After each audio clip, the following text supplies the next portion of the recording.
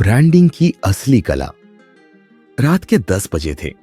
युवक अपने कमरे में बैठा था और इंटरनेट पर ब्रांडिंग के बारे में पढ़ रहा था।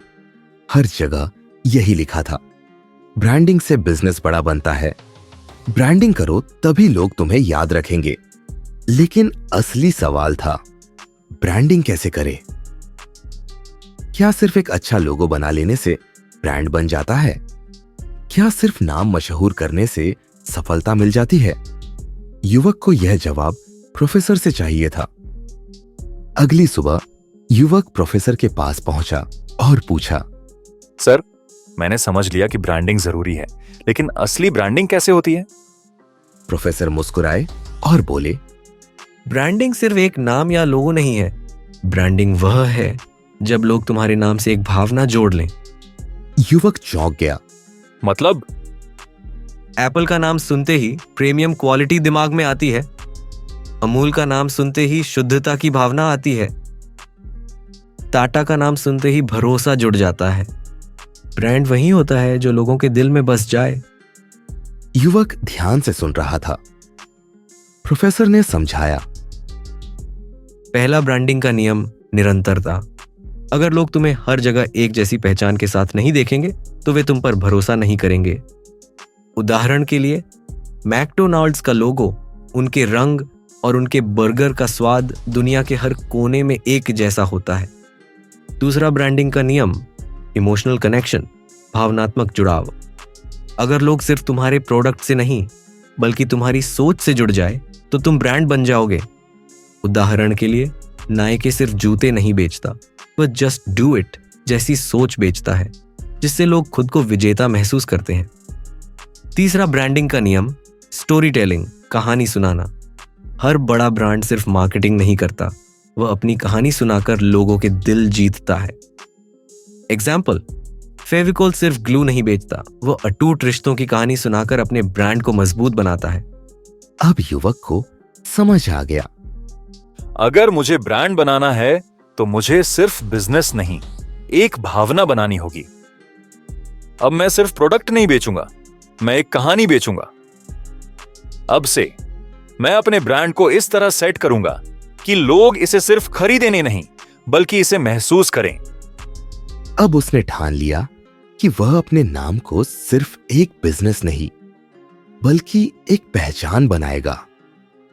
प्रोफेसर ने अब मुस्कुराकर पूछा, अब तुम समझ गए कि ब्रांडिंग कैसे की जाती है, लेकिन अगला सवाल यह है, क्या सिर्फ ब्रांडिंग करने से लोग तुम पर भरोसा करेंगे?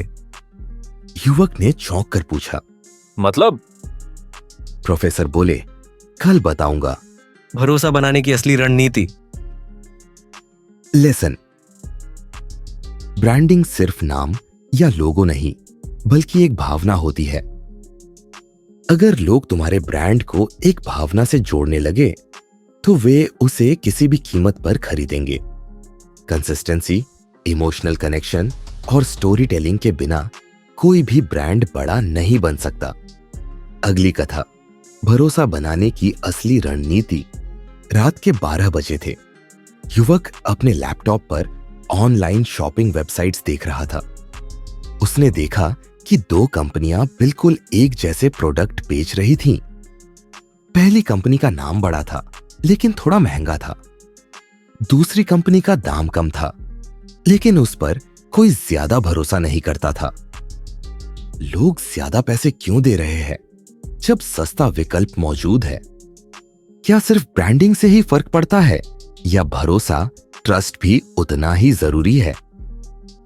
अब युवक को यह समझना था कि सफलता के लिए भरोसा कैसे बनाया जाता है।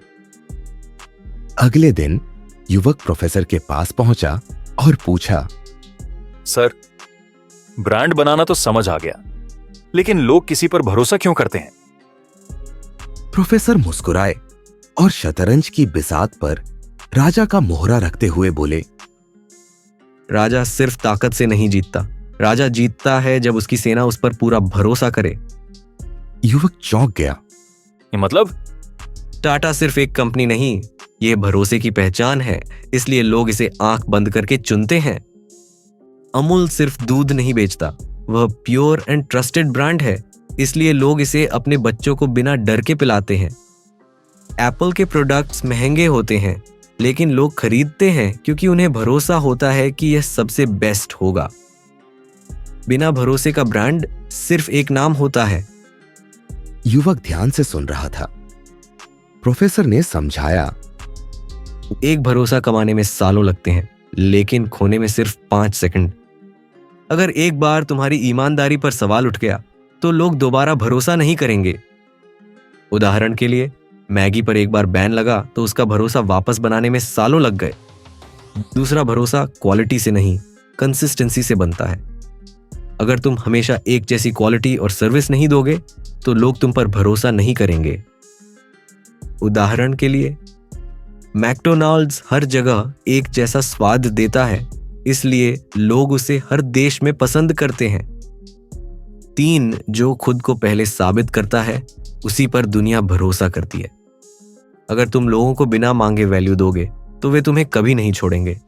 उदाहरण के लिए, YouTube पर जो लोग फ्री में ज्ञान बांटते हैं उन पर लोग सबसे ज्यादा भरोसा करते हैं। अब युवक को समझ आ गया। अगर मुझे सफल होना है तो सिर्फ बिजनेस नहीं, भरोसा कमाना होगा। अब मैं अपनी क्वालिटी और ईमानदारी में कभी समझौता नहीं करूंगा। अब से मेरा फोकस सिर्फ पैसा कमाना नहीं, बल्कि लोगों का विश्वास जीतना होगा। अब उसने तय कर लिया कि वह अपने ग्राहकों, अपनी टीम और अपने ब्रांड पर इतना भरोसा बनाएगा कि लोग खुद ही उसके साथ रहना चाहेंगे। प्रोफेसर ने अब मुस्कुराकर पूछा, अब तुम समझ गए कि भरोसा बनाना सफलता की कुंजी है। लेकिन अगला सवाल यह है, कैसे ऐसा बिजनेस बनाया जाए जो कभी खत्म ना हो? युवक ने चौंक कर पूछा। मतलब? प्रोफेसर बोले, कल बताऊंगा लाइफ टाइम बिजनेस बनाने का रहस्य। अगली कथा, लाइफ टाइम बिजनेस बनाने का रहस्य। रात के 1 बजे थे। युवक अपने लैपटॉप पर सबसे सफल व्यवसाय की लिस्ट देख रहा था। उसने देखा कि कुछ कंपनियां दशकों तक चलती हैं, जबकि कुछ 5 से 10 साल में ही खत्म हो जाती हैं। एप्पल, टाटा, अम्यूल और रिलायंस इतने सालों से टॉप पर क्यों हैं? क्यों कुछ बिजनेस सिर्फ कुछ सालों तक चलते हैं फिर खत्म हो जाते हैं? क्या कोई ऐसा तरीका है जिससे मेरा बिजनेस भी हमेशा के लिए चल सके? युवक को यह रहस्य समझना था। अगले दिन युवक प्रोफेसर के पास पहुंचा और पूछा, सर, मैं ऐसा बिजनेस कैसे बना सकता हूं जो सालों तक चलता रहे? प्रोफेसर मुस्कुराए और बोले, लाइफ टाइम बिजनेस वह नहीं जो सिर्फ आज के लिए बनाया जाए। लाइफ टाइम बिजनेस वह होता है जो आने वाले 100 सालों के लिए सोचा जाए। युवक चौंक गया। मतलब?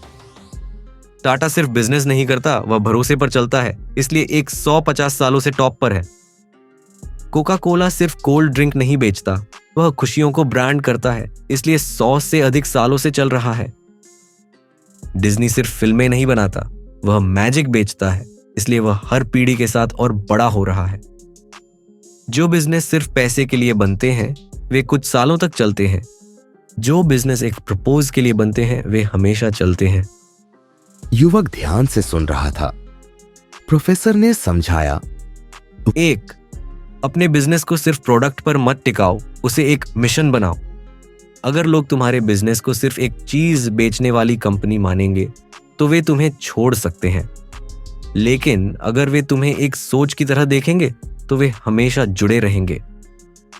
उदाहरण के लिए, गूगल सिर्फ एक सर्च इंजन नहीं है, उसका मिशन है दुनिया की जानकारी को सबके लिए आसान बनाना। 2, हमेशा बदलने के लिए तैयार रहो। दुनिया बदलती है तो बिजनेस भी बदलना चाहिए। एग्जाम्पल, नोकिया ने बदलाव से मुंह मोड़ लिया और खत्म हो गया, लेकिन अमेज़न हर साल नई टेक्नोलॉजी अपनाकर और बड़ा बनता जा रहा है। तीसरा, बिजनेस सिर्फ पैसे के लिए नहीं, लोगों की समस्या हल करने के लिए बनाओ। जो बिजनेस असली समस्याओं को हल करता है वही सबसे ज्यादा सफल होता है। उदाहरण के लिए, टेस्ला सिर्फ गाड़ियां नहीं बनाता, वह भविष्य की टिकाऊ ऊर्जा की समस्या को हल करने के लिए काम कर रहा है। अब युवक को समझ आ गया। अगर मुझे लाइफ टाइम बिजनेस बनाना है तो मुझे सिर्फ पैसा कमाने की नहीं बल्कि एक मिशन की सोच रखनी होगी। अब मैं सिर्फ एक प्रोडक्ट नहीं बेचूंगा, मैं एक ऐसी सोच बनाऊंगा जो आने वाली पीढ़ियां भी अपनाएंगी। अब से मैं हर दिन अपने बिजनेस को बदलने और भविष्य के लिए तैयार करने पर काम करूंगा। अब उसने ठान लिया कि वह एक ऐसा बिजनेस बनाएगा जो सिर्फ सालों तक नहीं बल्कि पीढ़ियों तक चलेगा। प्रोफेसर ने अब मुस्कुराकर पूछा, अब तुम समझ गए कि लाइफ टाइम बिजनेस कैसे बनाए जाते हैं, लेकिन अगला सवाल यह है, क्या बिजनेस में सिर्फ पैसा ही असली सफलता है? युवक ने चौंक कर पूछा। मतलब? प्रोफेसर बोले, कल बताऊंगा सच्ची सफलता क्या होती है। लेसन, जो बिजनेस सिर्फ पैसे के लिए बनाए जाते हैं वे ज्यादा नहीं चलते। जो मिशन के लिए बनते हैं वे हमेशा चलते हैं। अगर तुम हमेशा बदलने और इनोवेशन करने के लिए तैयार हो तो तुम्हारा बिजनेस कभी खत्म नहीं होगा। सच्चा बिजनेस वह होता है जो लोगों की समस्याएं हल करे और उनके जीवन में बदलाव लाए। अगली कथा, सच्ची सफलता क्या होती है। रात के 12 बजे थे। युवक अपने बैंक अकाउंट की स्क्रीन देख रहा था। उसका अकाउंट अब पहले से कहीं ज्यादा भरा हुआ था। उसका बिजनेस अच्छा चल रहा था। उसके पास अब अच्छा पैसा था। समाज में उसकी एक पहचान भी बन चुकी थी। लेकिन फिर भी उसके अंदर एक अजीब सी खालीपन थी। क्या सिर्फ पैसे कमाना ही असली सफलता है? अगर हां, तो फिर मैं अंदर से अधूरा क्यों महसूस कर रहा हूं? क्या असली सफलता कुछ और होती है? अगली सुबह युवक प्रोफेसर के पास पहुंचा और बोला, सर, मेरे पास पैसा भी है, मेरा बिजनेस भी अच्छा चल रहा है, लेकिन मुझे ऐसा क्यों लग रहा है कि कुछ अधूरा है। प्रोफेसर मुस्कुराए और एक खाली गिलास में पानी डालने लगे। पानी पूरा भर चुका था, लेकिन फिर भी वे उसमें डालते रहे। पानी अब बाहर गिरने लगा। युवक ने चौंक कर पूछा, सर, पानी बाहर गिर रहा है, फिर भी आप डाल क्यों रहे हैं? प्रोफेसर बोले, यही तुम्हारी जिंदगी की सच्चाई है। तुमने अपना गिलास तो भर लिया, लेकिन अब असली खेल यह है कि यह पानी किसी और के काम आए। युवक की आंखें खुल गईं।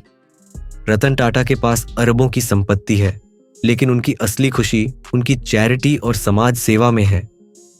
बिल गेट्स ने माइक्रोसॉफ्ट से अरबों कमाए, लेकिन अब वे अपनी ज्यादातर संपत्ति गरीबों की मदद में लगा रहे हैं।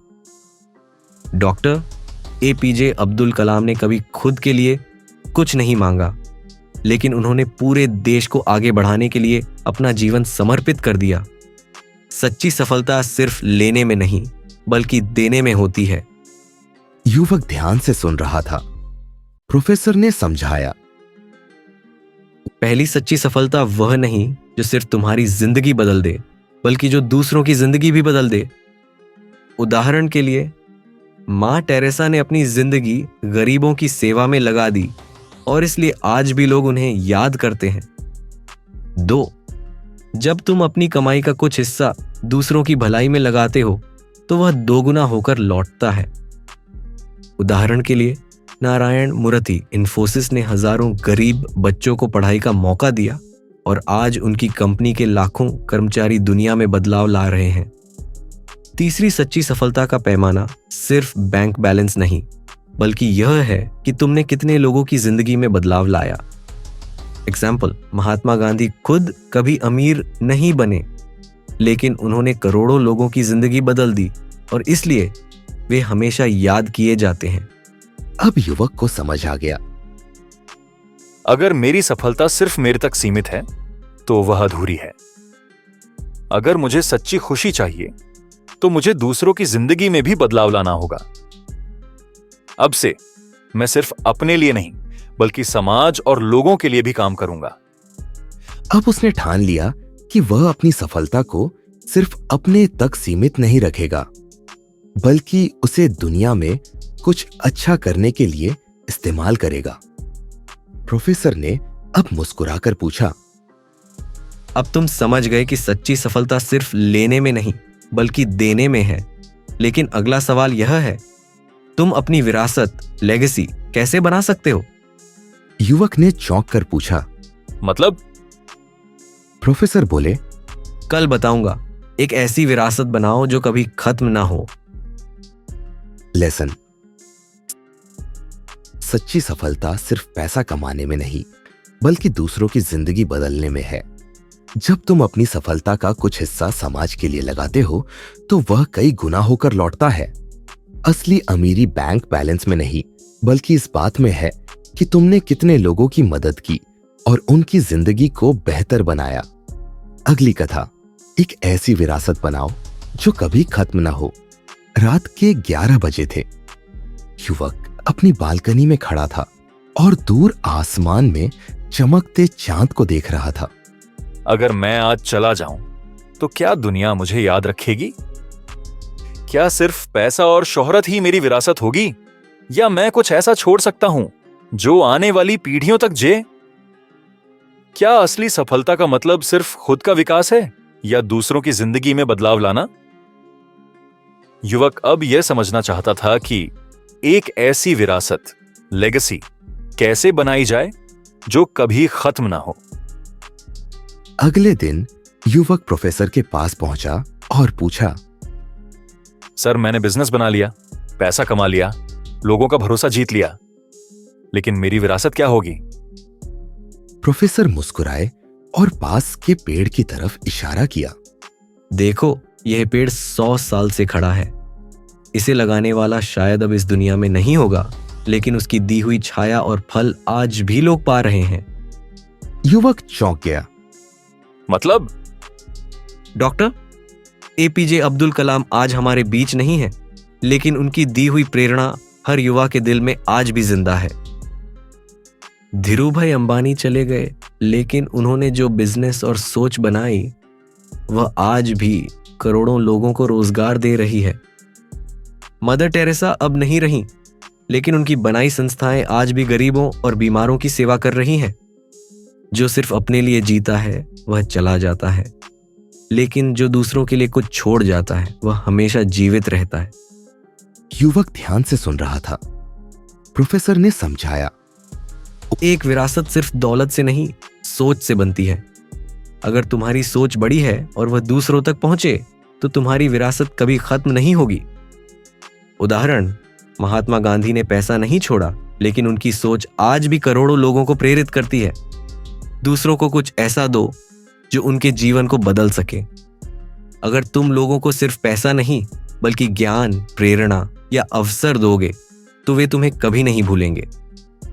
उदाहरण के लिए, रतन टाटा ने हजारों स्टार्टअप्स को सपोर्ट किया और यही उनकी सबसे बड़ी विरासत बन रही है। 3, अपनी जिंदगी का ऐसा मकसद तय करो जो तुम्हारे जाने के बाद भी जिंदा रहे। तुम चले भी जाओ, लेकिन तुम्हारा काम और तुम्हारी सोच लोगों के दिलों में बनी रहे। उदाहरण के लिए, नेल्सन मंडेला का सपना शांति और समानता था और उनकी विरासत आज भी कायम है। अब युवक को समझ आ गया। अगर मैं सिर्फ खुद के लिए जीऊंगा तो एक दिन मेरा नाम भी मिट जाएगा। अगर मैं आने वाली पीढ़ियों के लिए कुछ छोड़ जाऊं तो मेरी विरासत कभी खत्म नहीं होगी। अब से मैं सिर्फ सफल बनने की नहीं बल्कि यादगार बनने की सोचूंगा। अब उसने ठान लिया कि वह ऐसा बिजनेस, ऐसा ज्ञान और ऐसा योगदान देगा जो उसके जाने के बाद भी दुनिया में जिंदा रहेगा। प्रोफेसर ने अब मुस्कुराकर पूछा, अब तुम समझ गए कि असली विरासत कैसे बनाई जाती है। लेकिन अगला सवाल यह है, क्या विरासत बनाना ही जीवन का अंतिम उद्देश्य है? युवक ने चौंक कर पूछा। मतलब? प्रोफेसर बोले, कल बताऊंगा जिंदगी का सबसे बड़ा सच। लेसन, सच्ची विरासत वह होती है जो तुम्हारे जाने के बाद भी लोगों की जिंदगी में बदलाव लाए। अगर तुमने सिर्फ दौलत कमाई तो वह एक दिन खत्म हो जाएगी, लेकिन अगर तुमने लोगों को कुछ दिया तो वे तुम्हें कभी नहीं भूलेंगे। एक ऐसा मकसद चुनो जिससे तुम्हारी पहचान सिर्फ तुम्हारी जिंदगी तक सीमित ना रहे, बल्कि आने वाली पीढ़ियां भी उसे अपनाए। अगली कथा, जिंदगी का सबसे बड़ा सच। रात के 2 बजे थे। युवक अपनी बालकनी में खड़ा था और चांद की ओर देख रहा था। वह अब तक बहुत कुछ सीख चुका था। उसने बिजनेस बनाया, उसने ब्रांड और भरोसा बनाया, उसने सफलता और विरासत का रहस्य समझ लिया। लेकिन एक सवाल अभी भी बाकी था। क्या यही जीवन का अंतिम उद्देश्य है? क्या सिर्फ पैसा, शोहरत और विरासत ही सब कुछ है? क्या जिंदगी का कोई और भी गहरा सच है जिसे मैं अब तक नहीं समझ पाया? अब उसे यह आखिरी और सबसे गहरी सीख लेनी थी। अगली सुबह युवक प्रोफेसर के पास पहुंचा और बोला, सर, मैंने सफलता, ब्रांडिंग, विरासत सब कुछ सीख लिया, लेकिन फिर भी ऐसा लगता है कि कुछ बाकी है। जिंदगी का असली मतलब क्या है? प्रोफेसर मुस्कुराए और युवक को एक पहाड़ की चोटी की तरफ देखने के लिए कहा। फिर उन्होंने पूछा, अगर कोई इंसान इस पहाड़ की सबसे ऊंची चोटी पर पहुंच जाए तो उसके बाद क्या? युवक कुछ सोचने लगा। शायद वह चोटी पर खड़ा होकर दुनिया को देखेगा। प्रोफेसर ने मुस्कुराकर कहा। हाँ, लेकिन फिर? युवक चुप हो गया। प्रोफेसर बोले, हर इंसान अपनी जिंदगी में एक ऊंचाई तक पहुंचने की कोशिश करता है, लेकिन असली सवाल यह है कि वहां पहुंचने के बाद वह क्या करेगा? युवक हैरान था। गौतम बुद्ध ने राजपाट छोड़कर सच्चे आनंद की खोज की और वे दुनिया को शांति और ध्यान का संदेश देकर अमर हो गए। स्टीव जॉब्स ने जब दुनिया की सबसे बड़ी कंपनी बना ली, तब उन्होंने कहा, आखिर में पैसा मायने नहीं रखता, बल्कि यह मायने रखता है कि तुमने दूसरों की जिंदगी में क्या बदलाव लाया। डॉक्टर APJ अब्दुल कलाम ने कहा था, जब तुम चले जाओगे तो लोग तुम्हें तुम्हारी संपत्ति से नहीं, बल्कि तुम्हारे द्वारा दिए गए ज्ञान और सेवा से याद करेंगे। जिंदगी का सबसे बड़ा सच यह है कि यह सिर्फ पाने के लिए नहीं, बल्कि बांटने के लिए है। युवक ध्यान से सुन रहा था। प्रोफेसर ने समझाया, एक असली खुशी देने में है। जो लोग सिर्फ अपनी सफलता पर ध्यान देते हैं, वे कभी पूरी तरह संतुष्ट नहीं होते, लेकिन जो लोग दूसरों को कुछ देने लगते हैं, वे सच्ची खुशी पाते हैं। उदाहरण के लिए, मां टेरेसा ने अपने जीवन को दूसरों की सेवा में समर्पित किया और वे आज भी याद की जाती हैं। दूसरा जीवन का असली उद्देश्य सिर्फ कामयाब होना नहीं, बल्कि सार्थक होना है। अगर तुम्हारी सफलता सिर्फ तुम्हारे लिए है तो वह अधूरी है, लेकिन अगर तुम्हारी सफलता दुनिया को कुछ अच्छा देने में मदद करे तो वह सार्थक है। उदाहरण के लिए, रतन टाटा ने अपनी संपत्ति का एक बड़ा हिस्सा समाज सेवा के लिए दान कर दिया। तीसरे जीवन में अंतिम जीत तब होती है जब तुम सिर्फ खुद नहीं, बल्कि दूसरों को भी आगे बढ़ाने लगते हो। जो इंसान सिर्फ खुद के लिए जीता है वह मर जाता है, लेकिन जो दूसरों के लिए कुछ कर जाता है वह अमर हो जाता है। एग्जाम्पल, गांधी जी, भगत सिंह, स्वामी विवेकानंद। ये लोग आज भी लोगों के दिलों में जिंदा हैं, क्योंकि उन्होंने अपना जीवन सिर्फ अपने लिए नहीं, बल्कि समाज के लिए जिया। अब युवक को समझ आ गया।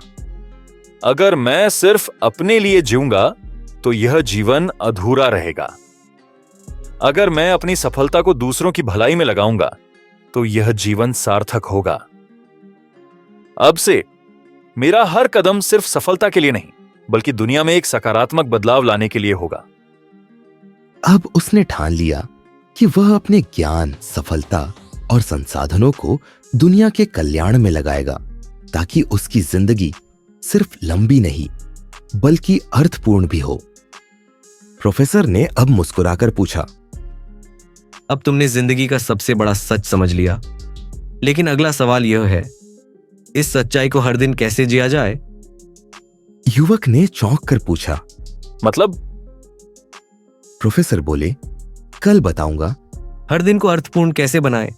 अगली कथा, हर दिन को अर्थपूर्ण कैसे बनाए। सुबह के 6 बजे थे। युवक पार्क में बैठा था। हल्की ठंडी हवा बह रही थी, पक्षी चहचहा रहे थे। उसने अपने आसपास देखा।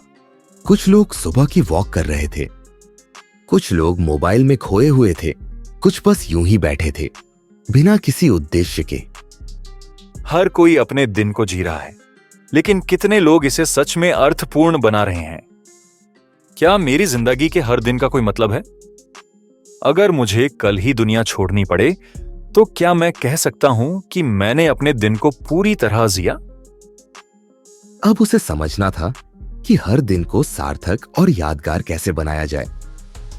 अगले दिन युवक प्रोफेसर के पास पहुंचा और बोला, सर, अब मैं समझ गया कि जिंदगी सिर्फ अपने लिए नहीं, दूसरों के लिए भी जीनी चाहिए। लेकिन सवाल यह है कि हर दिन को इतना अर्थपूर्ण कैसे बनाऊं कि वह मेरी जिंदगी को भी बदल दे और दूसरों की भी। प्रोफेसर मुस्कुराए और बोले, अगर हर दिन को पूरी तरह जीना है तो उसे 3 हिस्सों में बांट दो। खुद के लिए कुछ करो, दूसरों के लिए कुछ करो, अपने भविष्य के लिए कुछ करो। युवक चौंक गया। मतलब? महात्मा गांधी हर दिन आत्मचिंतन करते थे, सेवा करते थे और अपने मिशन पर काम करते थे। यही उनकी जिंदगी को अर्थपूर्ण बनाता था। इलोन मस्क हर दिन कुछ नया सीखते हैं, दुनिया को बेहतर बनाने पर काम करते हैं और अपनी कंपनियों को आगे बढ़ाते हैं। स्वामी विवेकानंद हर दिन ध्यान, ज्ञान और समाज सेवा का संतुलन बनाकर चलते थे और यही उनकी विरासत को अमर बना गया। जो अपने हर दिन को सोच समझकर जीता है, उसकी पूरी जिंदगी महान बन जाती है। युवक ध्यान से सुन रहा था। प्रोफेसर ने समझाया, 1, हर दिन खुद को थोड़ा और बेहतर बनाओ। अगर तुम खुद को नहीं संवारोगे तो तुम दूसरों की मदद भी नहीं कर पाओगे। उदाहरण के लिए, वॉरेन बफेट हर दिन 5 घंटे पढ़ते हैं क्योंकि वे जानते हैं कि सीखना कभी नहीं रुकना चाहिए। 2, हर दिन किसी और की जिंदगी में कुछ अच्छा जोड़ो। अगर तुम्हारे कारण किसी और की जिंदगी में रोशनी आई तो तुम्हारा दिन व्यर्थ नहीं गया। उदाहरण के लिए, रतन टाटा सिर्फ बिजनेस नहीं करते, वे हजारों लोगों की मदद भी करते हैं। 3, हर दिन अपने भविष्य के लिए एक छोटा कदम उठाओ। अगर तुम हर दिन अपने सपनों की ओर 1% भी बढ़ते हो तो 365 दिनों में तुम 365% आगे निकल जाओगे। उदाहरण के लिए, स्टीव जॉब्स हर दिन अपने विजन को हकीकत में बदलने के लिए छोटे छोटे कदम उठाते थे। अब युवक को समझ आ गया। अगर मैं हर दिन खुद को सुधारूं, दूसरों के लिए कुछ करूं और अपने भविष्य के लिए मेहनत करूं, तो मेरा हर दिन अमूल्य बन जाएगा। अब से मैं एक भी दिन बिना उद्देश्य के नहीं कमाऊंगा। अब मैं सिर्फ जिंदा नहीं रहूंगा, बल्कि हर दिन को अर्थपूर्ण बनाऊंगा। अब उसने तय कर लिया कि वह हर दिन एक ऐसा छोटा कदम उठाएगा जो उसकी जिंदगी और दूसरों की जिंदगी को बेहतर बना सके। प्रोफेसर ने अब मुस्कुराकर पूछा, अब तुम समझ गए कि हर दिन को अर्थपूर्ण कैसे बनाया जाए। लेकिन अगला सवाल यह है, क्या सिर्फ अपने दिन को अर्थपूर्ण बनाना काफी है या कुछ और भी जरूरी है? युवक ने चौंक कर पूछा। मतलब? प्रोफेसर बोले, कल बताऊंगा। जिंदगी में सच्ची शांति कैसे पाए? अगली कथा, जिंदगी में सच्ची शांति कैसे पाए। रात के 12 बजे थे। युवक अपने कमरे में बैठा था। उसके पास अब अच्छा पैसा था। उसका बिजनेस सफल हो चुका था। उसके पास एक मजबूत टीम थी। वह हर दिन को अर्थपूर्ण भी बना रहा था। लेकिन फिर भी उसके दिल में बेचैनी थी। मैंने सब कुछ पा लिया, फिर भी मेरे मन को सुकून क्यों नहीं मिल रहा? सच्ची शांति क्या होती है और मैं इसे कैसे पा सकता हूं? अब उसे यह सीखना था कि जिंदगी में असली शांति कैसे आती है। अगली सुबह युवक प्रोफेसर के पास पहुंचा और बोला, सर, मेरे पास अब सब कुछ है, पैसा, पहचान, ब्रांड, सफलता, लेकिन फिर भी मन में एक खालीपन है।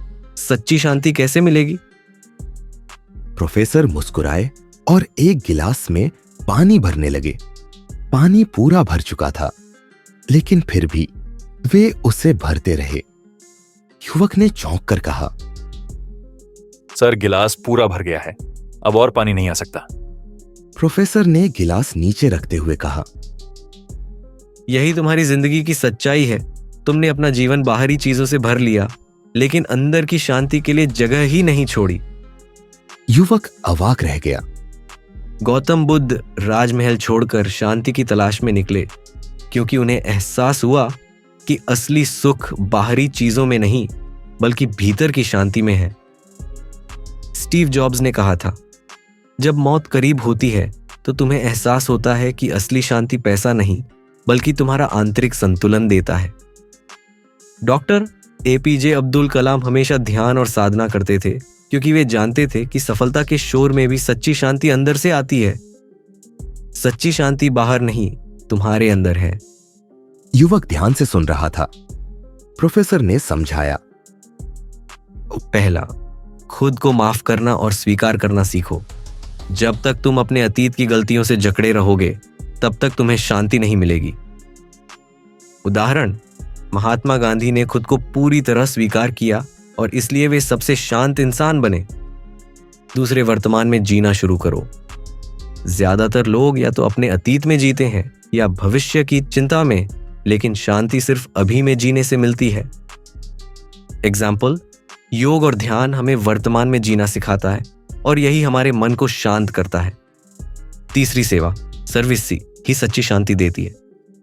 जब तुम सिर्फ अपने लिए जीते हो तो बेचैनी बनी रहती है, लेकिन जब तुम दूसरों के लिए कुछ करते हो तो अंदर से सुकून आता है।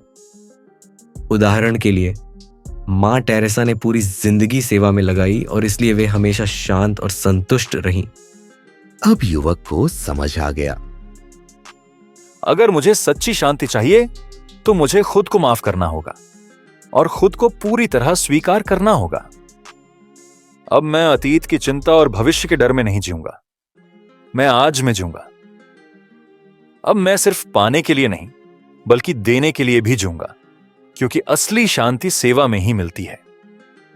अब उसने ठान लिया कि वह अपने जीवन में बाहरी सफलता के साथ साथ आंतरिक शांति भी बनाएगा। प्रोफेसर ने अब मुस्कुराकर पूछा, अब तुमने सच्ची शांति का रहस्य जान लिया, लेकिन अगला सवाल यह है, क्या शांति ही अंतिम लक्ष्य है या कुछ और भी बाकी है? युवक ने चौंक कर पूछा। मतलब? प्रोफेसर बोले, कल बताऊंगा जिंदगी में अंतिम संतोष कैसे मिले। लेसन, सच्ची शांति बाहरी चीजों से नहीं, बल्कि अंदर से आती है। जो लोग अपने अतीत से बंधे रहते हैं या भविष्य की चिंता में रहते हैं, वे कभी शांत नहीं हो सकते। अगर तुम सेवा करोगे, ध्यान करोगे और वर्तमान में जीना सीखोगे, तो तुम्हें असली शांति मिलेगी।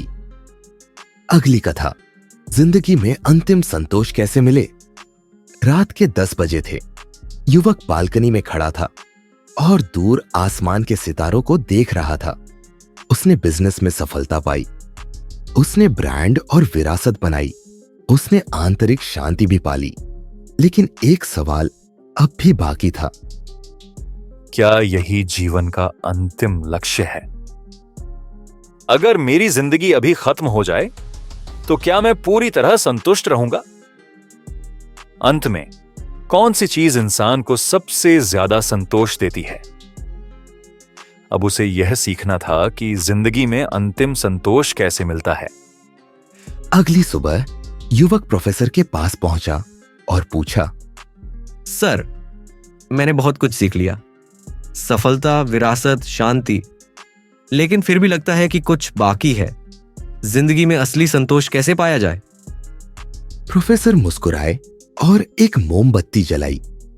फिर उन्होंने युवक से पूछा, अगर इस मोमबत्ती की लौ धीरे धीरे बुझने लगे तो क्या यह संतुष्ट होगी? युवक ने सोचा और कहा, शायद अगर इसने अंधेरे में किसी को रोशनी दी हो। प्रोफेसर ने सिर हिलाया और बोले, यही जीवन का अंतिम संतोष है, जब तुम दूसरों के लिए रोशनी बनो और जब तुम्हारा अंत आए तो तुम्हें लगे कि तुमने अंधेरे में उजाला किया। युवक की आंखें खुल गईं। डॉक्टर एपीजे अब्दुल कलाम ने पूरी जिंदगी ज्ञान और प्रेरणा दी, और जब वे गए तो उनकी विरासत अमर हो गई। महात्मा गांधी ने कहा था, संतोष तभी मिलेगा जब तुम्हारी जिंदगी किसी और के लिए कुछ अच्छा कर सके। स्वामी विवेकानंद ने सिर्फ ज्ञान ही नहीं बांटा, बल्कि लाखों लोगों को आत्मविश्वास और जीवन का उद्देश्य भी दिया। असली संतोष तब मिलता है जब तुम अपने जीवन से दूसरों का जीवन बदल सको। युवक ध्यान से सुन रहा था। प्रोफेसर ने समझाया, एक संतोष सिर्फ पाने से नहीं, देने से आता है। अगर तुम पूरी दुनिया की दौलत भी कमा लो, लेकिन किसी की मदद न कर सको, तो अंत में खाली हाथ जाओगे। उदाहरण के लिए, नारायण मूर्ति इन्फोसिस ने अपनी संपत्ति का एक बड़ा हिस्सा शिक्षा और समाज सेवा में लगाया। दूसरा, जीवन का सबसे बड़ा संतोष तब आता है जब तुम दूसरों के चेहरे पर खुशी देखो। जब तुम किसी की जिंदगी में बदलाव लाते हो, तो वह खुशी तुम्हारे अंदर तक जाती है। उदाहरण के लिए, मां टेरेसा ने हजारों जिंदगियों को छुआ और यही उनके जीवन का सबसे बड़ा संतोष था। तीसरे अंत में, तुम्हारी असली पहचान तुम्हारी संपत्ति से नहीं। रात के 2 बजे थे। युवक बिस्तर पर लेटा था, लेकिन नींद नहीं आ रही थी। उसने अपनी अब तक की यात्रा को याद किया। उसने बिजनेस बनाया, उसने ब्रांड और विरासत खड़ी की, उसने शांति और संतोष भी पा लिया। लेकिन एक सवाल अब भी बाकी था। अगर मैं कल मर जाऊं तो क्या मेरा जीवन सच में पूरा हुआ? क्या मौत ही अंत है या इसके परे भी कुछ है? क्या मैं अपने जाने के बाद भी किसी रूप में जीवित रह सकता हूं?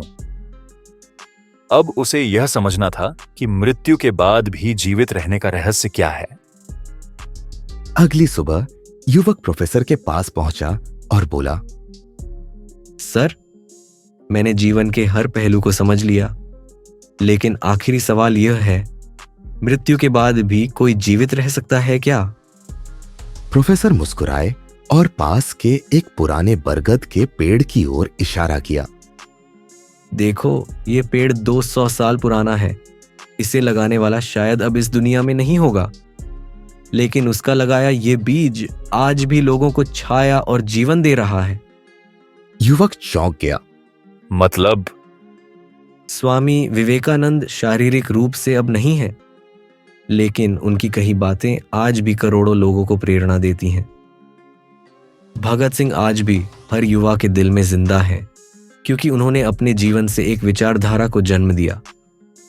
स्टीफन हॉकिंग अब नहीं है, लेकिन उनका ज्ञान और उनकी खोजें आज भी विज्ञान को नई ऊंचाइयों तक ले जा रही हैं। मृत्यु से परे जीवन सिर्फ उन्हीं का होता है जो अपने जाने के बाद भी दुनिया में बदलाव लाते हैं। युवक ध्यान से सुन रहा था। प्रोफेसर ने समझाया, एक, तुम शरीर से नहीं अपने विचारों से अमर होते हो। शरीर एक दिन मिट जाएगा, लेकिन तुम्हारे विचार, तुम्हारा ज्ञान और तुम्हारा योगदान पीढ़ियों तक रहेगा। उदाहरण के लिए, महात्मा गांधी के विचार आज भी पूरी दुनिया में शांति और अहिंसा का प्रतीक है। 2, अगर तुमने किसी की जिंदगी को बदला तो तुम हमेशा जिंदा रहोगे। अगर तुम्हारे काम ने किसी की जिंदगी में बदलाव लाया तो तुम्हें कोई कभी नहीं भूलेगा। उदाहरण के लिए, डॉक्टर, शिक्षक, लेखक, वैज्ञानिक, ये लोग अपने योगदान के कारण अमर हो जाते हैं। तीसरी असली अमरता कर्म में होती है। लोग तुम्हारे नाम को भूल सकते हैं, लेकिन अगर तुम्हारे कर्म महान हैं तो वे इतिहास में अमर रहेंगे। उदाहरण के लिए, रानी लक्ष्मीबाई का नाम सिर्फ इसलिए जीवित नहीं है कि वे झांसी की रानी थीं, बल्कि इसलिए कि उन्होंने अपना जीवन स्वतंत्रता संग्राम के लिए समर्पित कर दिया। अब युवक को समझ आ गया। अगर मुझे मृत्यु के बाद भी जीवित रहना है तो मुझे अपने विचारों और कर्मों से अमर बनना होगा। अगर मैं दूसरों की जिंदगी में बदलाव लाऊंगा तो मैं हमेशा के लिए जिंदा रहूंगा। अब से मेरा हर कदम सिर्फ मेरे लिए नहीं, बल्कि आने वाली पीढ़ियों के लिए भी होगा। अब उसने ठान लिया कि वह ऐसा जीवन जिएगा जिससे उसकी उपस्थिति सिर्फ उसके शरीर तक सीमित न रहे, बल्कि उसके विचारों और कार्यों में अमर हो जाए। प्रोफेसर ने अब मुस्कुराकर पूछा, अब तुमने मृत्यु से परे जीवन का रहस्य जान लिया, लेकिन अगला सवाल यह है, क्या सिर्फ अमृता ही अंतिम लक्ष्य है या कुछ और भी है? युवक ने चौंक कर पूछा। मतलब? प्रोफेसर बोले, कल बताऊंगा आत्मज्ञान का अंतिम रहस्य। लेसन। मृत्यु के बाद भी जीवित वही रहता है जिसने अपने विचार और कर्मों से दुनिया में बदलाव लाया। तुम्हारी असली पहचान तुम्हारा शरीर नहीं, बल्कि तुम्हारे द्वारा छोड़ा गया प्रभाव है। अगर तुम किसी की जिंदगी को बेहतर बना सकते हो तो तुम अमर हो सकते हो। अगली कथा, आत्मज्ञान का अंतिम रहस्य। रात के 3 बजे थे। युवक पहाड़ की चोटी पर खड़ा था। उसने सब कुछ पा लिया था, सफलता, सम्मान, विरासत, शांति, संतोष।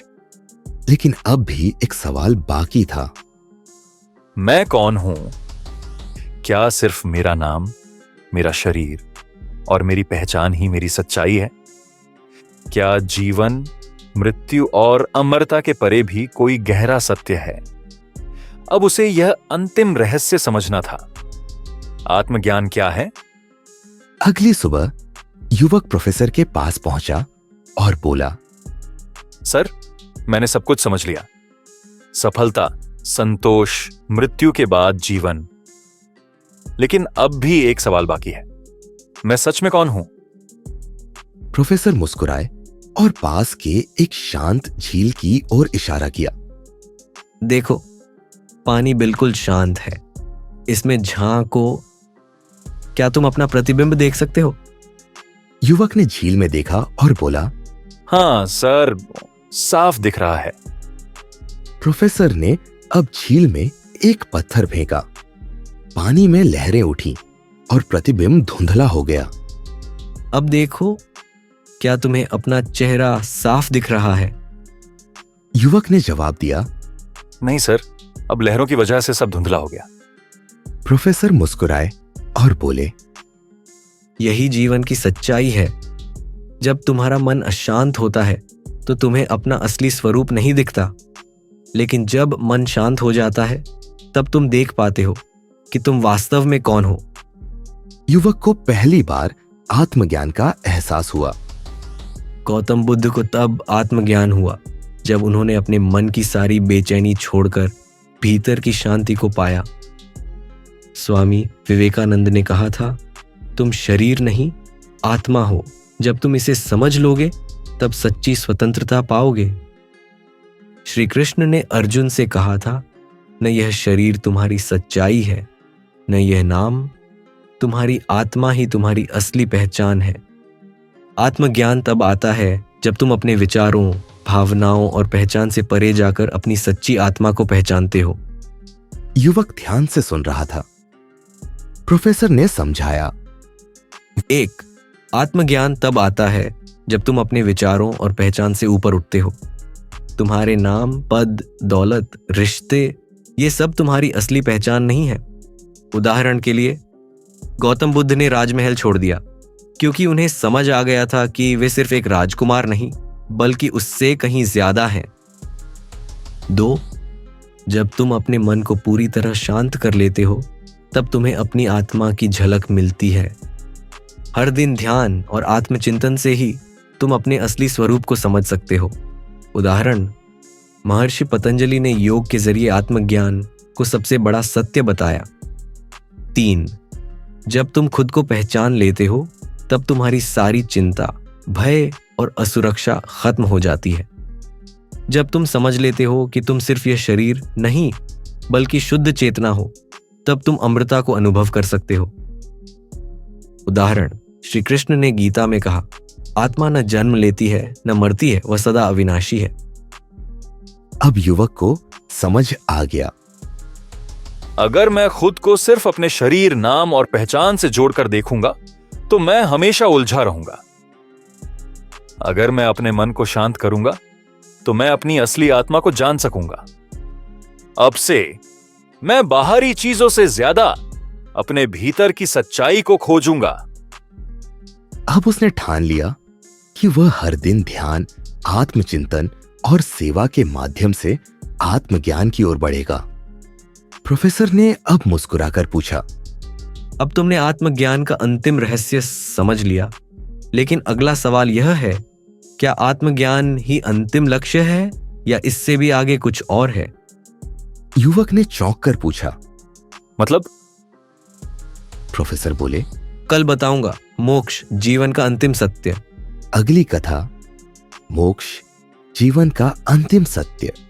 रात के 4 बजे थे। युवक गंगा किनारे बैठा था। ठंडी हवा चल रही थी। पानी की लहरें धीरे धीरे किनारे से टकरा रही थी। उसने अपनी पूरी यात्रा को याद किया। उसने सफलता पाई। उसने विरासत बनाई। उसने आंतरिक शांति और आत्मज्ञान को समझ लिया। लेकिन एक सवाल अब भी बाकी था। अब आगे क्या? क्या आत्मज्ञान ही जीवन का अंतिम उद्देश्य है या इसके आगे भी कोई अंतिम सत्य है? अब उसे यह समझना था कि मोक्ष, लिबरेशन का असली अर्थ क्या है। अगली सुबह युवक प्रोफेसर के पास पहुंचा और बोला, सर, मैंने आत्मज्ञान पा लिया, लेकिन अब मेरा मन पूछ रहा है, इसके बाद क्या? क्या आत्मज्ञान ही अंतिम लक्ष्य है या कुछ और भी है? प्रोफेसर मुस्कुराए और पास के एक पक्षी की ओर इशारा किया। वह पक्षी पिंजरे में था। अगर इस पक्षी को हम आजाद कर दें तो क्या वह उड़ जाएगा? युवक ने कहा। हाँ, बिल्कुल। प्रोफेसर ने पूछा, अगर यह पिंजरा ही खुला था लेकिन यह पक्षी फिर भी अंदर बैठा रहा तो इसका क्या मतलब? युवक सोचने लगा। प्रोफेसर ने समझाया, मोक्ष का अर्थ यही है, जब तुम्हें पता चल जाए कि तुम पहले से ही आजाद हो, लेकिन तुम्हारे विचारों, इच्छाओं और अज्ञानता ने तुम्हें बांध रखा है। युवक की आंखें खुल गईं। गौतम बुद्ध को मोक्ष तब मिला जब उन्होंने अपने सारे मोह और इच्छाओं को छोड़ दिया और सच्ची स्वतंत्रता को पाया। श्री कृष्ण ने गीता में कहा, जो जीवन और मृत्यु के बंधनों से मुक्त हो जाता है वही मोक्ष को प्राप्त करता है। आदि शंकराचार्य ने कहा था, तुम पहले से ही मुक्त हो, बस तुम्हें इस सच्चाई को पहचानना है। मोक्ष का मतलब मृत्यु के बाद स्वर्ग जाना नहीं। मोक्ष का मतलब है कि तुम अभी और इसी पल पूरी तरह स्वतंत्र हो जाओ। युवक ध्यान से सुन रहा था। प्रोफेसर ने समझाया, पहला मोक्ष का पहला चरण सभी इच्छाओं और मोह से मुक्त हो जाना। जब तक तुम कुछ पाने की इच्छा करोगे तब तक तुम कभी मुक्त नहीं हो सकते। उदाहरण के लिए, बुद्ध ने अपने सारे सुख सुविधाओं को छोड़ दिया और तभी उन्हें असली शांति मिली। दूसरा मोक्ष का चरण अहंकार, ईगो को छोड़ देना। जब तक मैं का अस्तित्व रहेगा तब तक तुम मोक्ष को नहीं पा सकते। उदाहरण के लिए, श्री कृष्ण ने अर्जुन को गीता में यही सिखाया कि अहंकार को त्याग कर अपने कर्तव्य को निभाओ। तीसरा मोक्ष का चरण साक्षी भाव, ऑब्जर्विंग एवरीथिंग में जीना। जब तुम सब कुछ देखो, अनुभव करो, लेकिन उसमें बंधो नहीं, तब तुम सच्ची मुक्ति पाते हो। उदाहरण, योगी और संत हमेशा दुनिया में रहते हैं लेकिन किसी भी चीज से बंधे नहीं होते। अब युवक को समझ आ गया। मोक्ष मृत्यु के बाद नहीं, बल्कि जीवन में ही प्राप्त किया जा सकता है। अगर मैं अपनी इच्छाओं, मोह और अहंकार से मुक्त हो जाऊं, तो मैं इसी जीवन में मोक्ष पा सकता हूं। अब से मैं इस दुनिया में रहूंगा, लेकिन किसी भी चीज से बंधा नहीं रहूंगा। अब उसने ठान लिया कि वह हर दिन खुद को और अधिक स्वतंत्र बनाएगा और अपनी आत्मा को पूरी तरह मुक्त करेगा। प्रोफेसर ने अब मुस्कुराकर पूछा, अब तुमने मोक्ष को समझ लिया, लेकिन अगला सवाल यह है, अगर सब कुछ छोड़ देना ही मोक्ष है तो जीवन को जीने का सही तरीका क्या है? युवक ने चौंक कर पूछा। मतलब? प्रोफेसर बोले, कल बताऊंगा सच्ची मुक्ति के साथ जीने की कला। अगली कथा, सच्ची मुक्ति के साथ जीने की कला। सुबह के 5 बजे थे। युवक नदी किनारे ध्यान में बैठा था। अब उसने मोक्ष का रहस्य समझ लिया था। इच्छाओं से मुक्त हो जाओ, अहंकार छोड़ दो, जीवन को एक साक्षी की तरह देखो। लेकिन एक सवाल अभी भी बाकी था। अगर सब कुछ छोड़ देना ही मोक्ष है, तो फिर जीवन का क्या मतलब है? क्या मुक्ति का मतलब जंगल में चले जाना और सब त्याग देना है? अगर मैंने सब कुछ छोड़ दिया, तो क्या मैं सच में जी पाऊंगा? अब उसे यह सीखना था कि मुक्ति के साथ सही तरीके से कैसे जिया जाए। अगली सुबह युवक प्रोफेसर के पास पहुंचा और बोला, सर, मैंने मोक्ष को समझ लिया, लेकिन अब मेरा सवाल यह है, अगर सब कुछ छोड़ देना ही मुक्ति है, तो फिर इस जीवन को कैसे जीऊं? प्रोफेसर मुस्कुराए और पास के बगीचे में उसे एक कमल का फूल दिखाया। देखो, ये फूल कहाँ खिला है? युवक ने कहा। कीचड़ में। प्रोफेसर बोले, यही मुक्ति का सही तरीका है। तुम दुनिया में रहो, जीवन जियो, लेकिन उसे बंधे मत रहो। युवक चौंक गया। श्री कृष्ण गीता में कहते हैं, कर्तव्य करो लेकिन उसमें बंधो मत, यही असली मुक्ति है। गौतम बुद्ध ने ज्ञान प्राप्त करने के बाद दुनिया को नहीं छोड़ा, बल्कि लोगों को जागरूक करने के लिए जीवन जिया। स्वामी विवेकानंद ने ध्यान किया, आत्मज्ञान पाया, लेकिन फिर भी समाज की सेवा में अपना जीवन समर्पित कर दिया। सच्ची मुक्ति का मतलब दुनिया से भागना नहीं, बल्कि उसमें रहते हुए उससे ऊपर उठना है। युवक ध्यान से सुन रहा था।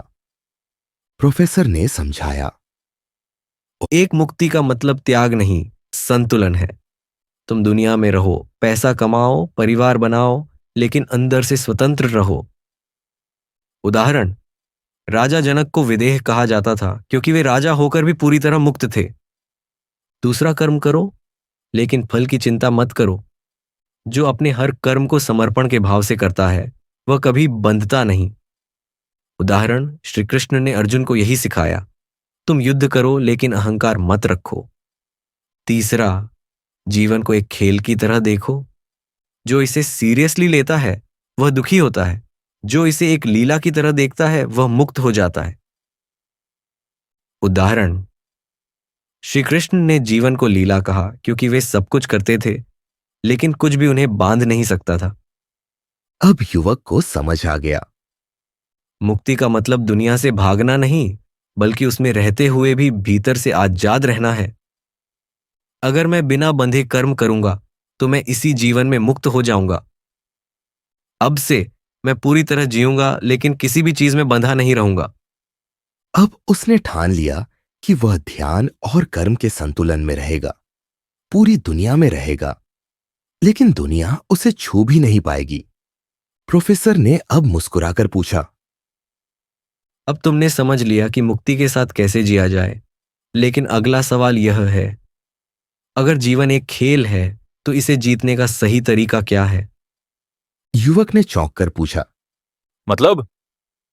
प्रोफेसर बोले, कल बताऊंगा। जीवन के खेल को जीतने की अंतिम रणनीति। अगली कथा, जीवन के खेल को जीतने की अंतिम रणनीति। सुबह के 7 बजे थे। युवक एक खेल मैदान में बैठा था और बच्चों को क्रिकेट खेलते हुए देख रहा था। हर खिलाड़ी मैदान में पूरी ऊर्जा के साथ खेल रहा था। कुछ जीत रहे थे, कुछ हार रहे थे, कुछ रन बना रहे थे, कुछ आउट हो रहे थे। युवक ने सोचा, अगर जीवन भी एक खेल है, तो इसे जीतने का सही तरीका क्या है? क्या सिर्फ मेहनत करने से जीत मिलती है? क्या कुछ नियम हैं जो इस खेल में सफलता की गारंटी देते हैं? अब उसे यह समझना था कि जीवन के खेल को कैसे खेलें और कैसे जीतें। अगली सुबह युवक प्रोफेसर के पास पहुंचा और बोला, सर, आपने कहा कि जीवन एक खेल है, लेकिन इस खेल को जीतने का सही तरीका क्या है? प्रोफेसर मुस्कुराए और एक शतरंज की बिसात उसके सामने रख दी। फिर उन्होंने पूछा, अगर तुम इस खेल को जीतना चाहते हो तो सबसे जरूरी चीज क्या है? युवक सोचने लगा और बोला, सही चाल चलना। प्रोफेसर हंसे और बोले, सिर्फ सही चाल ही नहीं, सही रणनीति भी। युवक चौंक गया। MS धोनी ने क्रिकेट को सिर्फ एक खेल की तरह नहीं बल्कि एक रणनीति की तरह खेला, इसलिए वे कैप्टन कूल बने। वॉरेन बफेट ने निवेश को सिर्फ पैसों का खेल नहीं समझा बल्कि एक दीर्घकालिक योजना की तरह अपनाया, इसलिए वे दुनिया के सबसे महान निवेशकों में से एक बने। श्री कृष्ण ने महाभारत में सिर्फ युद्ध नहीं लड़ा बल्कि सही रणनीति और समय की ताकत का इस्तेमाल किया, और इसीलिए पांडव विजयी हुए। जीवन के खेल में सिर्फ ताकतवर नहीं बल्कि बुद्धिमान खिलाड़ी जीतते हैं। युवक ध्यान से सुन रहा था। प्रोफेसर ने समझाया। पहला खेल को समझो फिर खेलो। अगर तुमने जीवन के खेल के नियम ही नहीं समझे तो तुम कभी नहीं जीत पाओगे। उदाहरण के लिए, बिजनेस में सफल लोग पहले बाजार को समझते हैं, फिर कदम उठाते हैं। दूसरी, सही समय पर सही चाल चलो। जो खिलाड़ी जल्दबाजी करता है वह अपनी ही चाल से मात खा जाता है। उदाहरण, महाभारत में श्री कृष्ण ने अर्जुन को तब युद्ध करने के लिए कहा जब समय सही था। तीसरा, धैर्य रखो लेकिन मौके को मत छोड़ो। जो खिलाड़ी मैदान में धैर्य रखता है और सही समय पर हमला करता है वही जीतता है। उदाहरण के लिए, एलोन मस्क ने 10 साल तक स्पेसएक्स और टेस्ला पर मेहनत की और जब समय सही आया तो वे दुनिया के सबसे बड़े इनोवेटर बन गए। अब युवक को समझ आ गया। अगर जीवन एक खेल है तो इसे सिर्फ मेहनत से नहीं बल्कि सही रणनीति से जीता जा सकता है। अब से मैं अपने हर कदम को सोच समझकर उठाऊंगा।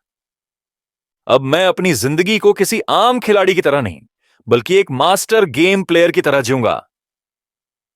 अब उसने ठान लिया कि वह हर दिन अपने लक्ष्य की ओर सही रणनीति के साथ बढ़ेगा और जीवन के खेल को पूरी तरह जीतेगा।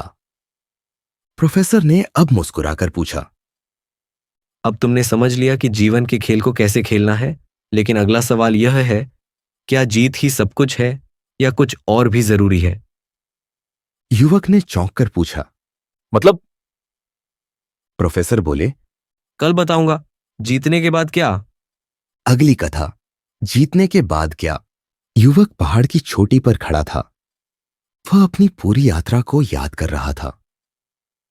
उसने सफलता पाई, उसने विरासत बनाई, उसने आत्मज्ञान और मोक्ष को समझ लिया। उसने जीवन को एक खेल की तरह खेलकर जीत लिया। लेकिन अब वह सोचने लगा, अब आगे क्या? अगर मैंने जीत लिया तो फिर जीवन का अगला उद्देश्य क्या है? क्या जीत ही अंतिम लक्ष्य है या इसके बाद भी कुछ और है? अब उसे यह समझना था कि जीतने के बाद जीवन को कैसे जिया जाए। अगली सुबह युवक प्रोफेसर के पास पहुंचा और बोला, सर, मैंने जीवन के खेल को जीत लिया, लेकिन अब सवाल यह है कि इसके बाद क्या? क्या बस यही अंत है? प्रोफेसर मुस्कुराए और युवक को एक पुराने पर्वतारोही की कहानी सुनाई। एक पर्वतारोही ने दुनिया की सबसे ऊंची चोटी माउंट एवरेस्ट फतह कर ली। जब वह चोटी पर पहुंचा तो उसने सोचा, अब आगे क्या? तब उसे एहसास हुआ कि असली जीत सिर्फ चोटी पर पहुंचना नहीं थी। असली जीत थी उस अनुभव को दुनिया के साथ बांटना, ताकि दूसरे लोग भी अपनी चोटी तक पहुंच सकें। युवक चौंक गया। डॉक्टर APJ अब्दुल कलाम ने सिर्फ वैज्ञानिक बनकर संतोष नहीं किया, बल्कि अपनी सीख को लाखों युवाओं तक पहुंचाया। सचिन तेंदुलकर ने क्रिकेट जीतकर ही नहीं रुका, बल्कि अब वह नई पीढ़ी को प्रेरित कर रहा है। गौतम बुद्ध को आत्मज्ञान मिला, लेकिन उन्होंने उसे खुद तक सीमित नहीं रखा। उन्होंने पूरी दुनिया को इसका मार्ग दिखाया। जीतने के बाद असली काम शुरू होता है, दूसरों को जीतने में मदद करना। युवक ध्यान से सुन रहा था। प्रोफेसर ने समझाया, 1. जब तुम जीत जाओ तो दूसरों को आगे बढ़ने में मदद करो। अगर तुमने सफलता पाई लेकिन उसे दूसरों के साथ साझा नहीं किया तो वह अधूरी रह जाएगी। उदाहरण के लिए, एलोन मस्क स्पेस एक्सप्लोरेशन में आगे बढ़ा, लेकिन अब वह पूरी मानवता को दूसरे ग्रहों पर बसाने की सोच रहा है। दूसरी, तुम्हारी असली विरासत वही होगी जो तुम दूसरों को देकर जाओगे। जो ज्ञान, अनुभव और प्रेरणा तुम दूसरों तक पहुंचाओगे, वही तुम्हें हमेशा के लिए जिंदा रखेगा। उदाहरण के लिए, महर्षि पतंजलि ने योग का ज्ञान पूरी दुनिया में फैलाया, इसलिए वे आज भी याद किए जाते हैं। तीसरे जीवन को सिर्फ अपनी जीत तक सीमित मत रखो। दुनिया के लिए कुछ ऐसा करो जिससे लोग तुम्हारे जाने के बाद भी प्रेरित होते रहें। तुम्हारी असली जीत तब होगी जब तुम्हारी वजह से कोई और भी अपने सपनों को पूरा कर सके।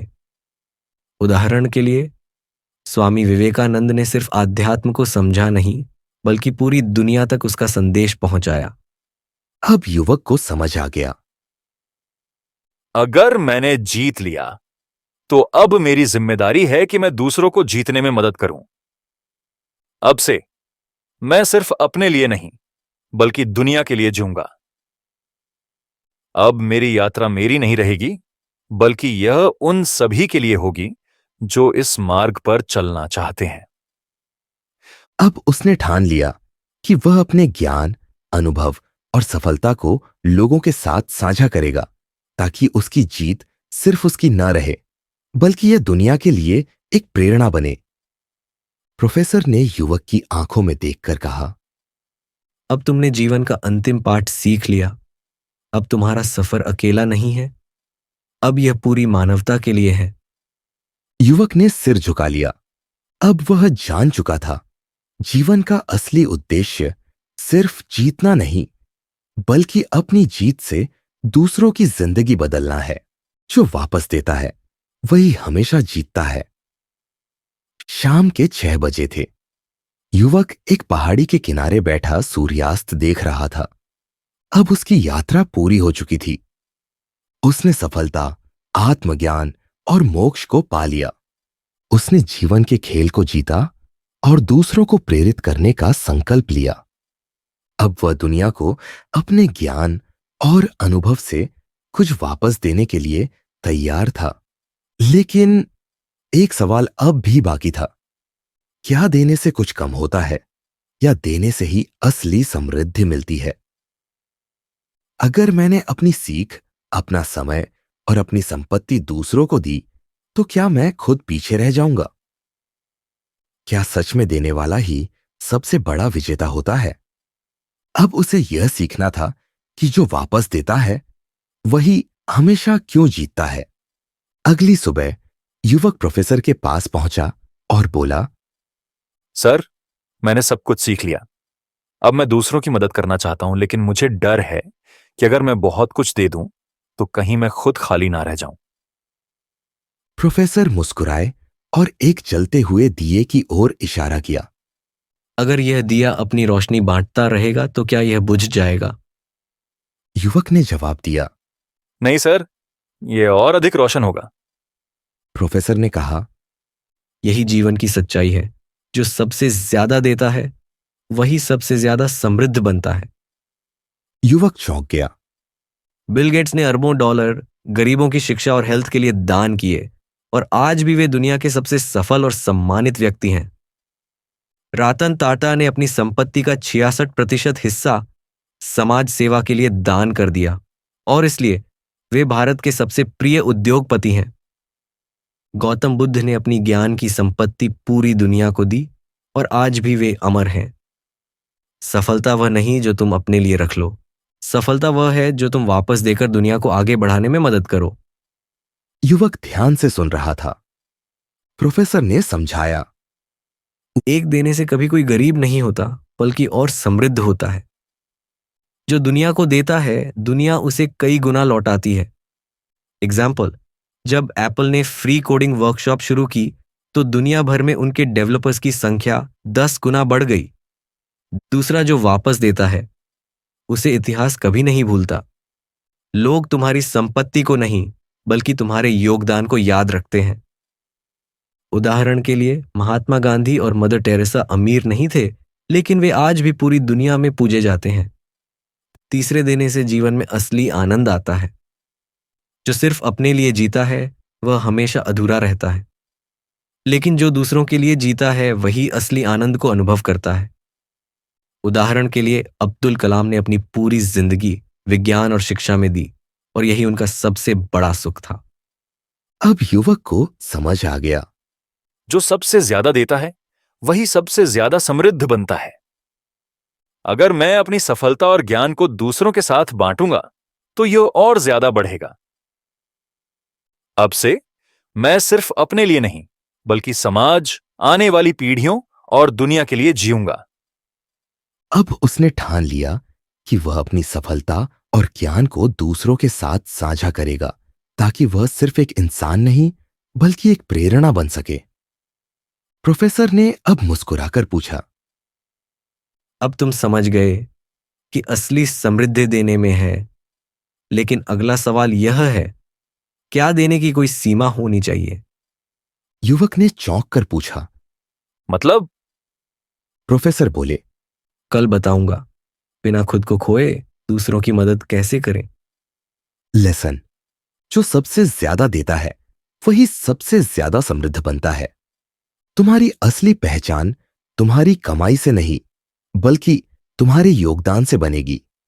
अगर तुम दूसरों की मदद कर सकते हो तो यह मत सोचो कि तुम कुछ खो रहे हो, तुम सिर्फ अपने भाग्य को और ज्यादा बढ़ा रहे हो। अगली कथा, बिना खुद को खोए दूसरों की मदद कैसे करें। रात के 11 बजे थे। युवक एक मोमबत्ती की लौ को देख रहा था। उसने पिछले कुछ दिनों में बहुत कुछ सीखा। उसने सफलता पाई, उसने विरासत बनाई, उसने आत्मज्ञान और मोक्ष को समझ लिया। उसने यह भी जाना कि जो सबसे ज्यादा देता है वही सबसे ज्यादा समृद्ध होता है।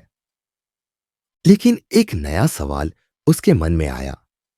अगर मैं हर किसी की मदद करता रहूं तो क्या मैं खुद को खो दूंगा?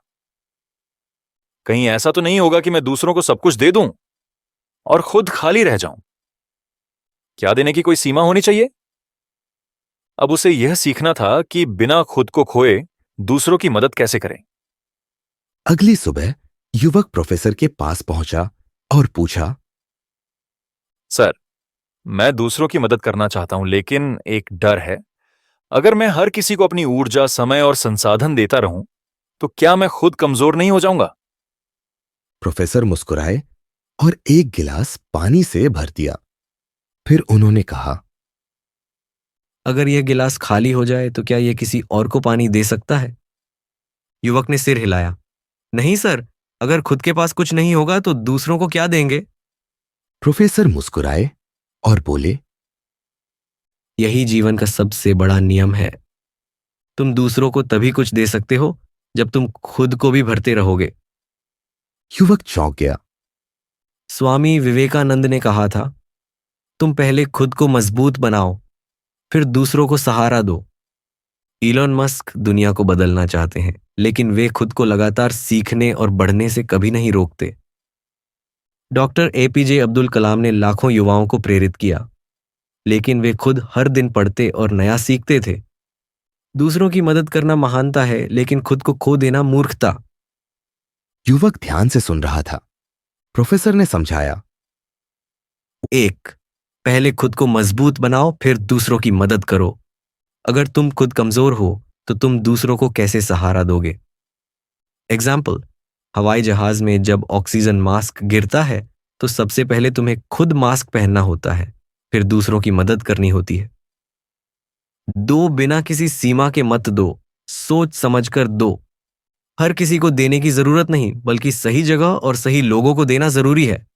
उदाहरण के लिए बिल गेट्स हर जरूरतमंद को पैसे नहीं देते, बल्कि शिक्षा और रिसर्च में निवेश करते हैं, जिससे लाखों लोगों को फायदा होता है। तीसरा, अपना संतुलन बनाए रखो। अगर तुम दूसरों की मदद करते करते खुद को भूल जाओगे तो यह किसी के लिए फायदेमंद नहीं होगा।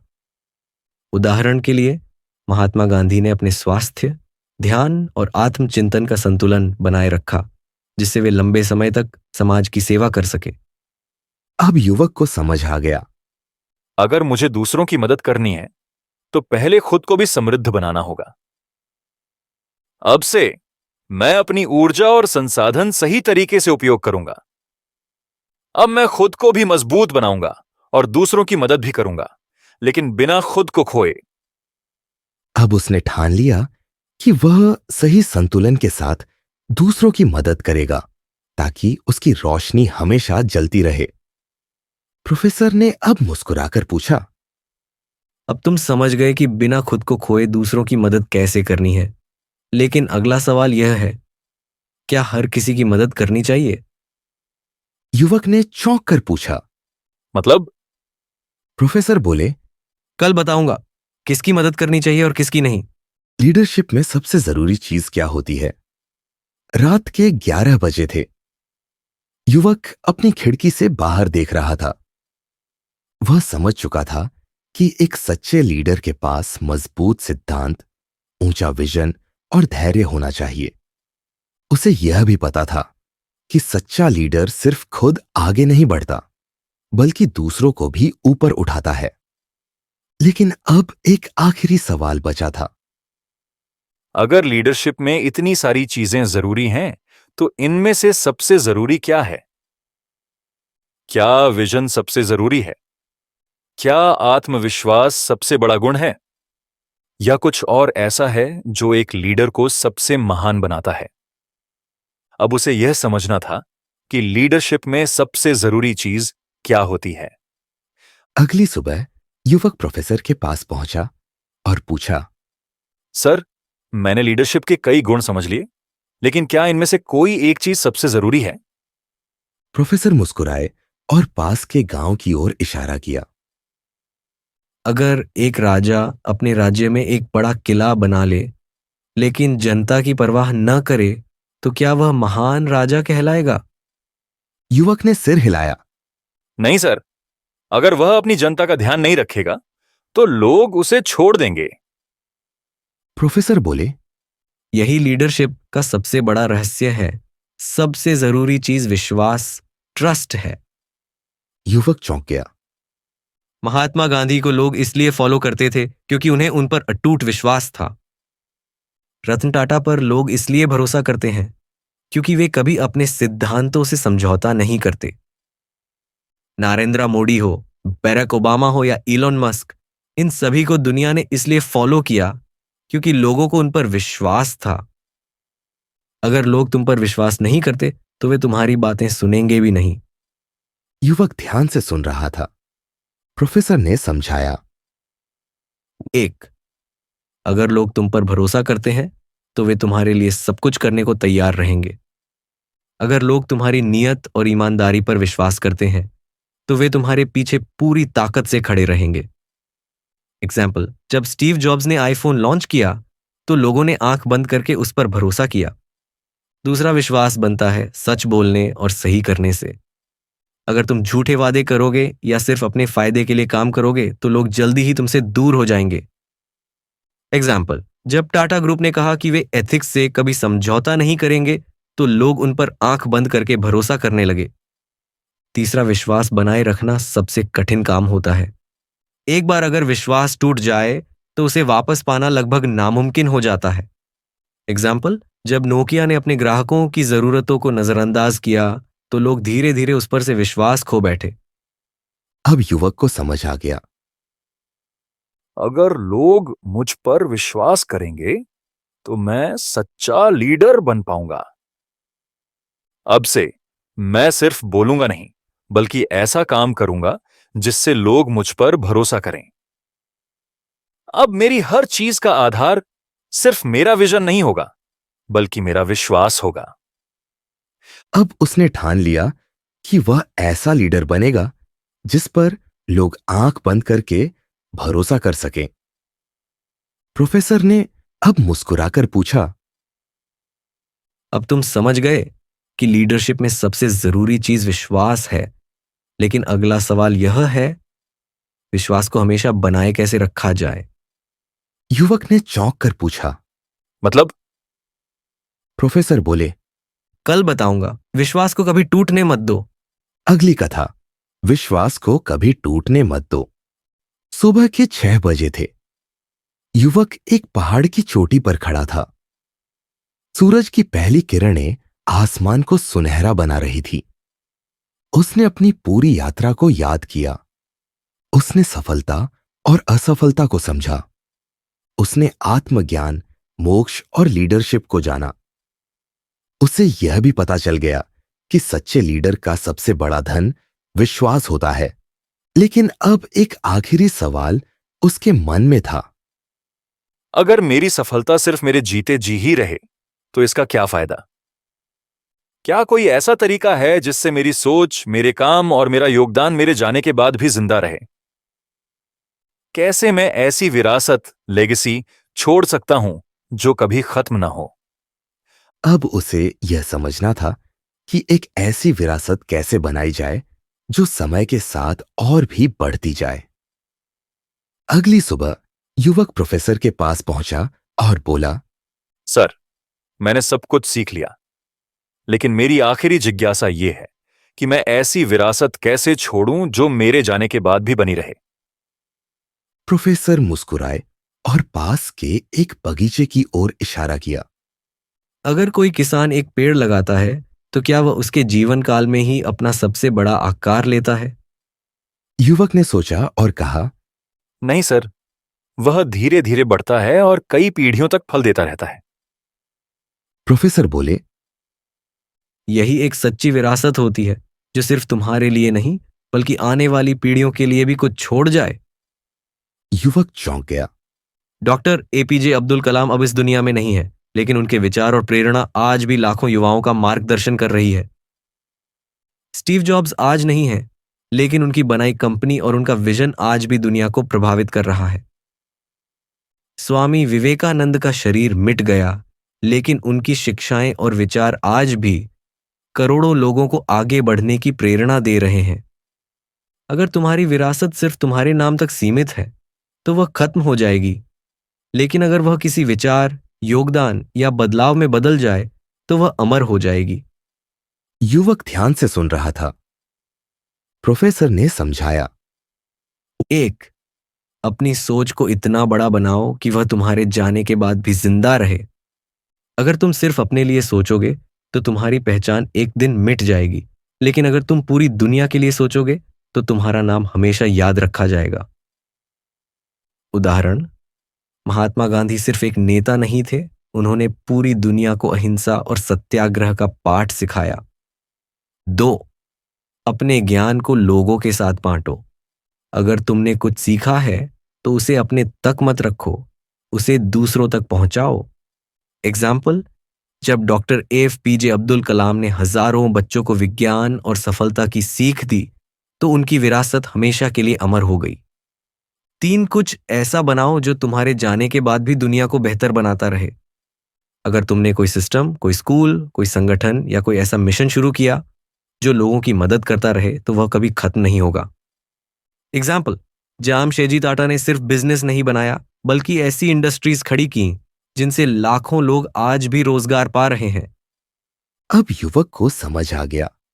अगर मेरी जिंदगी सिर्फ मेरी सफलता तक सीमित रही तो यह अधूरी होगी। अगर मैं अपनी सोच, अपना ज्ञान और अपने योगदान को दूसरों तक पहुंचाऊंगा तो यह कभी खत्म नहीं होगा। अब से मेरा लक्ष्य सिर्फ सफल होना नहीं बल्कि ऐसी विरासत बनाना होगा जो पीढ़ियों तक लोगों की मदद करती रहे।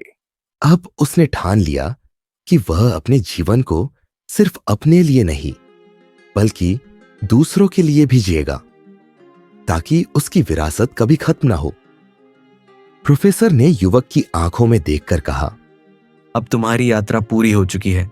अब तुम्हें दुनिया में जाकर अपनी विरासत बनानी है, ऐसी विरासत जो समय के साथ और बढ़ती जाए।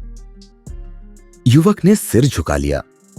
अब से मैं सिर्फ एक नाम नहीं बनूंगा बल्कि एक विचार, एक प्रेरणा और एक बदलाव बनूंगा। लेसन, अगर तुम्हारी सोच सिर्फ तुम्हारे जीवन तक सीमित है तो वह खत्म हो जाएगी, लेकिन अगर वह पूरी दुनिया के लिए है तो वह अमर हो जाएगी। अपने ज्ञान, अनुभव और सीख को दूसरों तक पहुंचाओ ताकि वह हमेशा के लिए जिंदा रहे।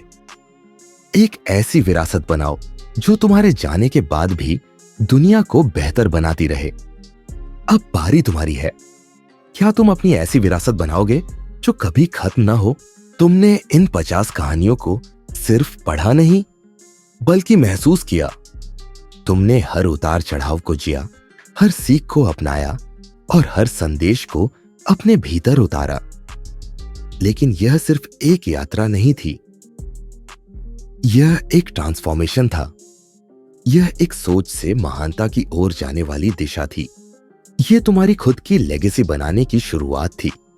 अब सवाल है, क्या तुम इसे यहीं खत्म कर दोगे या इसे आगे बढ़ाकर अपनी जिंदगी में लागू करोगे और दूसरों तक भी पहुंचाओगे? अब तुम्हारी बारी। कौन सा परेबल तुम्हारी जिंदगी में सबसे बड़ा बदलाव लाया? कमेंट करो और हमें बताओ। हम चाहते हैं कि तुम्हारी आवाज भी सुनी जाए। 3. तुम इस कम्युनिटी का हिस्सा कैसे बन सकते हो?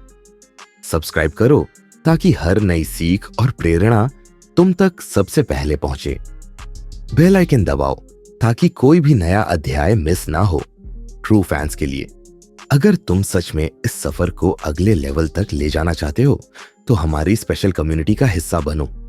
Details coming soon. अब एक आखिरी सवाल, तुम सिर्फ एक पाठक बनकर रहोगे या एक लीडर बनकर अपनी विरासत बनाओगे? टाइप आई एम रेडी अगर तुम इस सफर को आगे बढ़ाने के लिए तैयार हो।